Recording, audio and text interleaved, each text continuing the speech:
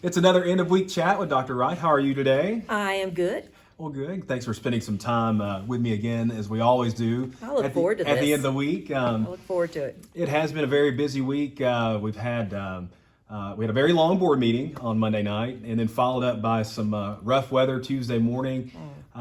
Wilson Central, their athletic complex, baseball field took the brunt of the damage. Softball and soccer, some minor damage as well. I know you've been in communication with the school on that, and our operations supervisor. But cleanup well underway. Process with getting things repaired. That's underway in terms of the logistics and letting insurance and all that stuff know. But what's kind of an update on that right now, and how you know it? First thing I want to say is how fortunate, Absolutely. again, we were. And particularly, I know that you've seen some of the video footage that when that storm rolled in at 6:30 that morning. They're saying straight line winds, whatever. We were very fortunate when you just see the impact of the storm rolling over that industrial complex, coming down the hill and literally broadsiding as far as the fencing there on the baseball field, taking scoreboards and scrunching them up just like a giant hand and just rolling through. So we're fortunate. We've got great people that were out there within an hour trying to assess the damage.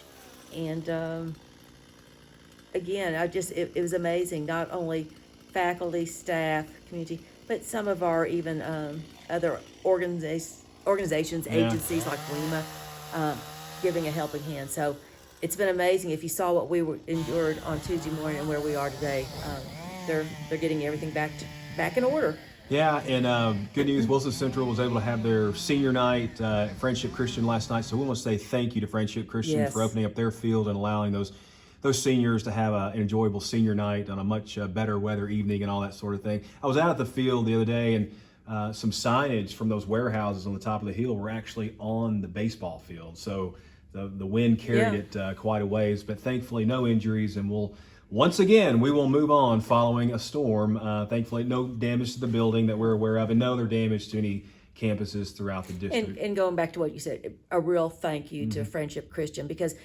people don't realize, we share a community with Friendship Christian. We've got a strong relationship, and they stepped in and helped, and we appreciate that. And, we reciprocate whenever we can as well. So thank you. Well, here we are. It is almost kind of, you said, the final countdown to the final days of this school year. And, I think people can look at the district calendar and know that while, summer is coming, it's going to be a bit of a shorter summer, a little bit. For some, exactly. Some things as we head out of here, or as the closing days of this school this semester, some things that were talked about the other night at meeting. You made it aware of families from Stoner Creek that the possibility, and County Attorney Mike Jennings brought this up too, the possibility that the portable units may be delayed, not a definite. We just don't know how that process would go. But there is an alternate plan put in place for Stoner Creek. And if you want to recap that briefly, then go ahead. Yes, please. And I know that it creates confusion. It creates, undue anxiety. Understand it. But it would be unfortunate if we did not have a contingency plan. I mean, I go back to even last spring. Last year has taught us so much about you've And got to have backup, and maybe a backup to a backup. And right? even with that, there was a lot of criticism because we didn't have a contingency plan when the pandemic hit, regardless of what we saw with the tornado. And so knowing what's happening, what's occurring with the industry of any kind, particularly with building materials, the transportation side of it, we were already getting word from the company that we're working with that's going to construct brand new temporary classrooms for us. And when I say temporary, not temporary in the sense that they're flimsy or whatever. I want to make sure that's clear too, that they cannot obligate themselves by saying that they will be here mid-July simply because they are already running into difficulty, as is anyone that's tied to the building industry of any kind. If you're keeping up with the news, when you're looking at lumber, when you're looking at anything that even goes into home building, they're talking about 6 to 8 week delays in getting it in here. Plus, the cost is elevated. I think there was something on the news the other night that we're seeing a 36% increase just in the calculation of building supplies and materials. Our price is locked in on that lease. However, what if we do not have delivery by mid-July, early August? What do we do? And so here's the contingency plan.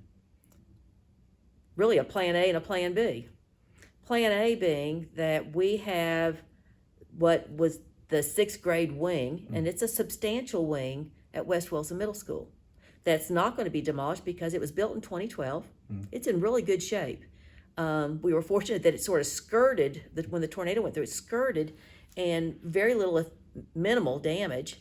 I would almost refer to it as being pristine, as far as that we need to go back and do what we do with our summer work anyway. Let's stop right there. I think when people think about that wing, they picture it just ransacked and, all those sorts of things. That is not the case. I haven't necessarily been to that, but I've seen lots of photos from inside, and it is in very good shape.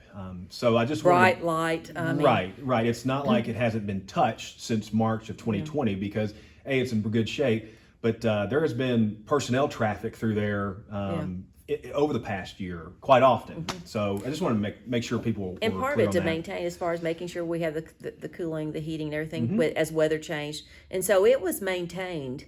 Preserved. That's a good way of putting it. And so there's some cosmetic things that we would do regardless of when we get ready, as far as whether it's the demolition and going into the building project at West Wilson Middle School. So if we're looking at a delay of 3 to 4 weeks, maybe, but we've got to plan for that possibility. We would have less, as far as fewer transitions, if we start there with Stoner Creek, and when we are ready with Bobcat Village, they're moving up the hill. Yeah. Where if we look and stay at Mount Juliet Middle School with a K6 configuration and make the move once we have the portable village, the Bobcat Village in place, we're talking about a domino effect, because that was the whole idea, that we need to recover Mount Juliet Middle School because of our expanding and growing middle school population. And we were going to keep the 8th grade at the 2 high schools, which are the feeder schools, and then bring 6th and 7th grade down into Mount Juliet Middle School because of growth. And we've moved Stoner Creek out. So there's a lot of elements that thinking ahead, planning ahead, and not be trying to plan at the last minute because we're not ready to set up. So what do we do? And when I think of the worst case scenario, is that we are still in the same position that we were as we finish the school year, and then start transitioning, because again, it's a domino effect. It impacts a lot. Teacher positioning, class ratios, there's so much. Plan B, we could delay the start of school for Stoner Creek Elementary until Bobcat Village is fully developed. That could be 3 weeks, it could be 4 weeks. What's in the best interest of our students and our teachers? Would there be a few shortcomings as far as being at West Wilson Middle School's that new wing? Possibly, but the conditions will be good. We're talking about that might be, as far as there's 26 to 27 classrooms. There's a long gallery hallway.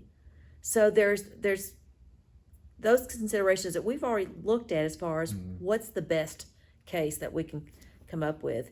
And we're not talking about long-term by any means. We're talking until we have the delivery set up of the temporary classrooms. But I'd heard Mr. Jennings mention the other night too, with an order this size with the company, they want to do this, they want to do it efficiently. So this is not saying that these alternate plans are gonna happen. Again, it's just that they may deliver the product on time. It's just we cannot put all our chips in to say it's gonna be here on time. And as much criticism as I faced last spring, as far as how could we not have a contingency plan? Well, no one anticipated a tornado. No one anticipated the magnitude of a pandemic. And any contingency plan we could have possibly imagined would have changed. Well, here, maybe there's a possibility. I think probably a strong possibility simply because I'm watching the markets.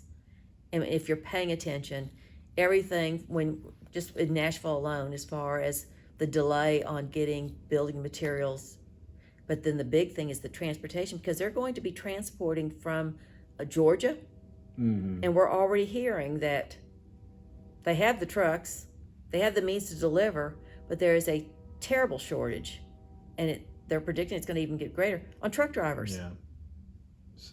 So when we see that already with the bus driver shortage. So there's all these elements that we have no control over. The company Vanguard, they have no control. But what Mr. James said, we're a high priority. Yeah. They've made that very clear. And they're going to do everything they can to help expedite this order. But it would be incumbent upon us that what's the backup if there's a 3 to 4 week delay. Yeah, that's not Vanguard's problem. That's not. That's on us to figure out the contingency should they not be delivered on And we're time. not going to come up with a plan, contingency or not, that we would put our children or our staff at risk. There's a lot of thought going into this, and it's also not going to preclude what the work that we need to do at the Robinson Gym that we're going to be using. That's going to continue as far as getting that readied, as far as not only getting all the things that we've stored in there out, but getting it ready for that lunchroom preparation. All those things that we said, teacher workrooms, administrative offices.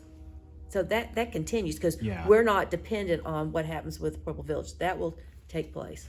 Also, at the meeting regarding to the damaged schools, the demo bid was approved, Yes. and also the plans for Stoner Creek were discussed and, correct me if I'm wrong, approved on the plan as well? Yes. Okay, so those two pieces. Let's start with the demo. That's Yes. We've got the company, Complete Demo Incorporated. or they're a company from Georgia, Yes. and they're out of Carrollton, Georgia.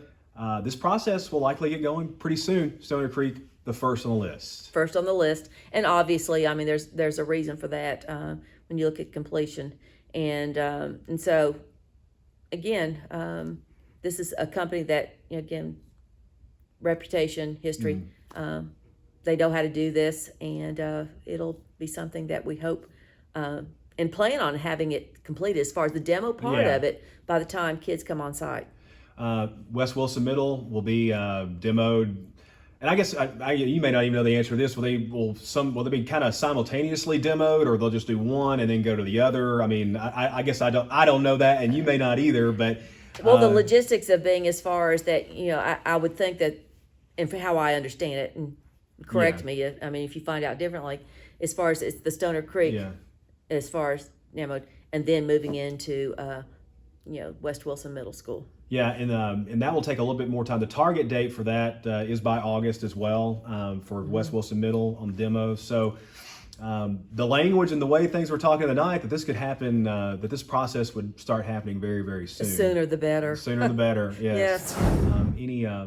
Any words of encouragement you would like to offer to our teachers, staff, students, anybody who might be watching this, and even families too? And families. Because they've been we through want so family much. to hang in there because, and this will be an experience that for many of our families years from now will go back. Do you remember? It goes back to sort of like the ice storms, the And they're going to say, snowstorms. "Don't remind me." Don't remind me. But I didn't get that. Could you try again? well, my watch apparently didn't get that as well. But when I look, this has been such a fast year, and I was talking to a group yesterday. We've learned a lot this year. And I know that someone says, you overuse the word resilient, but what better word describes as far as not only what we've had to rethink how we provide instruction, rethink how we engage students, rethink as far as that we have found that time and place become irrelevant as far as how we provide for our students. But we've also learned that, when you have to dig really, really deep because, the guidelines, the rules that we might have had on Monday might have to change. And by Wednesday, how quickly we've been able to adapt. Have we made mistakes? Oh, absolutely. Are there things that we wish we could go back and have a do-over? Yes. But I cannot say enough about our Wilson County employees.